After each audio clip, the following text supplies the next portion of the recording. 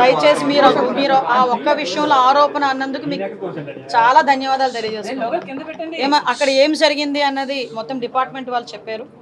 యాక్చువల్గా ఎక్కడో ఏదో జరిగితేనే మేము ఊరుకోం, అక్కడికి వెళ్తాము, అక్కడ ఏదైతే తగిన బాధితురాలకు తగిన న్యాయం చేయాలో చేస్తాం. అటువంటిది నా కాన్షియన్స్లో అలా జరిగింది అంటే నేను ఊరుకొని ఉంటానని ఎందుకు అనుకుంటారు మీరు? ఫస్ట్ ఆఫ్ ఆల్ మొన్న రాత్రి నాకు ఇన్ఫర్మేషన్ ఎలా వచ్చింది, ఏం జరిగింది అన్నది కూడా క్లియర్గా ఎంక్వైరీ చేస్తే దానికి వెనకతల చాలా ఇష్యూస్ ఉన్నాయి, కానీ అమ్మాయి మీద ఎటువంటి సెక్షువల్ అసాల్ట్ కూడా జరగల.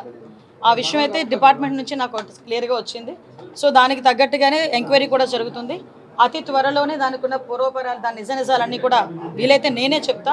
కానీ అంతవరకు కూడా ఒక ఆడబిడ్డ మీద, అది 11 సంవత్సరాల ఆడబిడ్డ మీద అనవసరంగా అలా జరిగింది, ఇలా జరిగింది, అత్యాచారం జరిగింది, సామూహిక అత్యాచారం జరిగింది, అలాంటి పదాలు ఉపయోగించొద్దని మాత్రం ఒక ఆడబిడ్డ తల్లిగా, ఒక హోంశాఖ మంత్రిగా, ఒక మహిళగా నేను కోరుకుంటున్నాను.